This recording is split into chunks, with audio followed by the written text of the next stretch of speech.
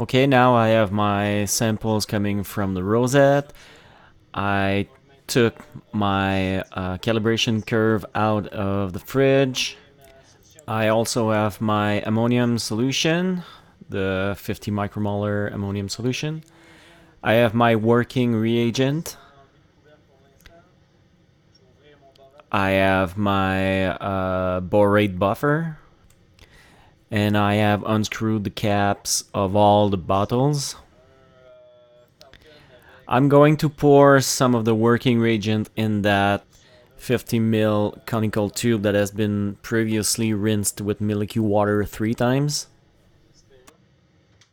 Because the OPA of the working reagent is light sensitive, I turn off the light of the fume hood. I try to work in the dimmest light environment possible. I put the Falcon tube in a rack. I screw the cap on the working reagent bottle back on. So this is the repeater. You use it with a combination of a combi tip. So if the fluorometer that you're using is the Turner Designs TD700, then you use a 10 milliliter combi tip that you plug on the repeater. You adjust it to the position number 6, I think. It's gonna give you 1.2 milliliter every time you click on the trigger. So now I'm rinsing the tip with the milky water. I'm rinsing the outside, and then I'm also going to pull on the lever to sip in some of the water, shake it. So I rinse the inside of the combi tip. I'm gonna do that 3 times and get rid of all the excess water on the combi tip by just shaking and pulling and pushing on the lever as well. So always verify that the combi tip position at the top of the repeater is on number 6 to be sure that you add the right volume of chemicals.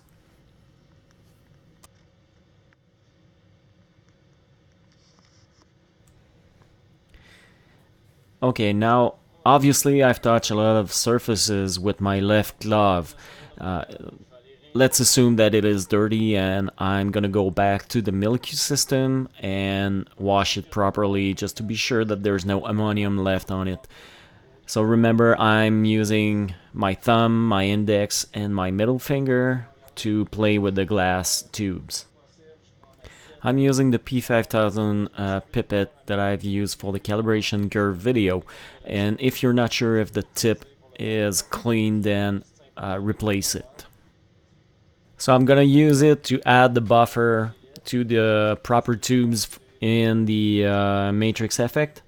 I'm going to adjust it to the same volume that I add as working reagent. So in this case it's 1.2 milliliters, so I'm adjusting the volume to 1.2.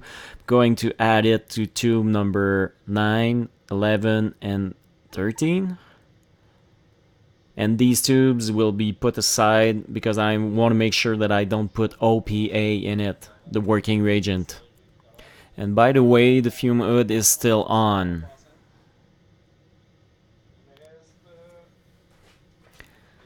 So the last thing to do with the matrix effect tubes is to add the 20 microliter of ammonium in them. So I'm gonna use the P200 pipette, adjust it with my right hand, only with my thumb and index. Gonna take the cap off the ammonium solution, and I'm going to add the ammonium to tube number 10, 12, and 14. Of course, if your incubation sheet is made differently, then these numbers may be different.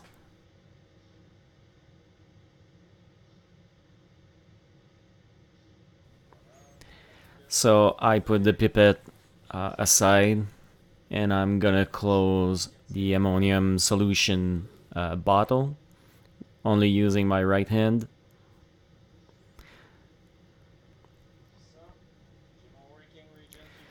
I have my working reagent in the Falcon tube, the conical tube. So I'm going to add some working reagent, which contains the OPA, to all the tubes but the ones that got the borate buffer. So I fill up the combi tip of the repeater completely. I'm going to press on the trigger once to discard the first volume because it's not at the right volume. Always discard the first one.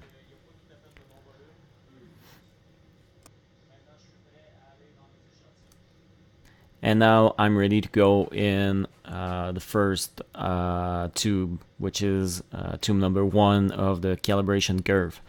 So I press on the trigger once, put the cap back on, and you can close it properly this time because that's the only step remaining for the calibration curve. So go through the calibration curve, clicking once on the trigger for every single tube, and then go back to the Falcon tube, the conical tube, and fill up the combi tip again with the working reagent.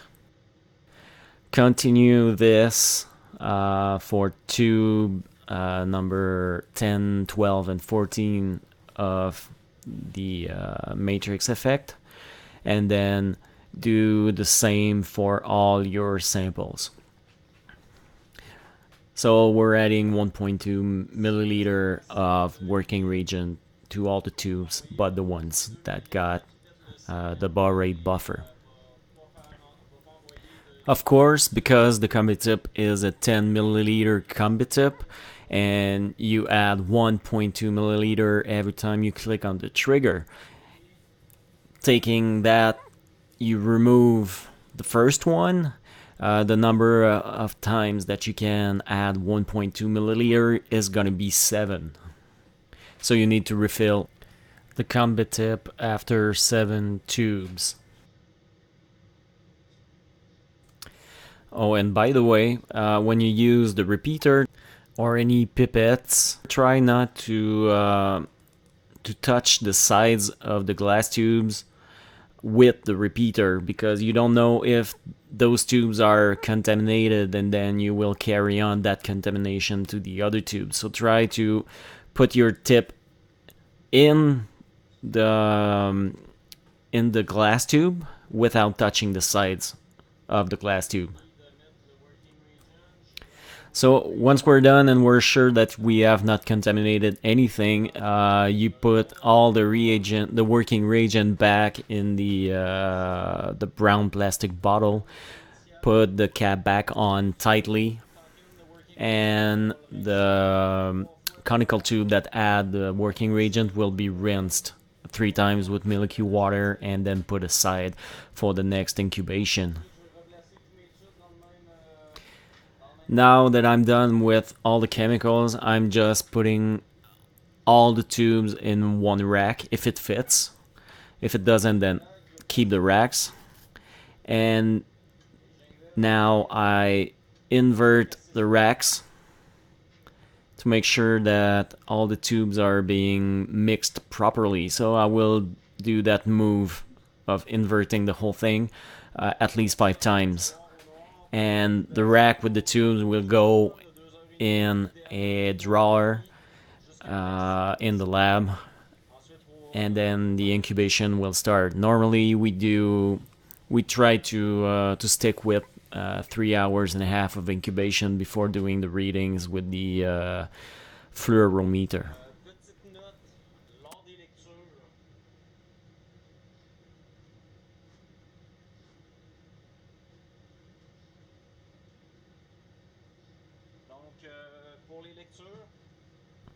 Okay, one thing for when you're about to do the readings with the fluorometer, I know that I have already said that in the other video, But when I clean the tubes, I use some Kim wipes that I've put some milky water on them, just to be sure that I'm able to remove all the salts residues that could cling on the tubes.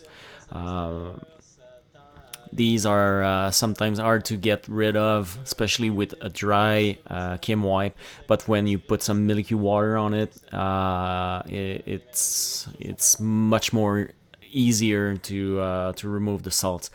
After that, I'm going to use a normal Kim wipe with no water on it, and then just wipe the excess of water. And that way, I'm sure that the tubes are clean and that the salts or the water won't interfere with the measurement.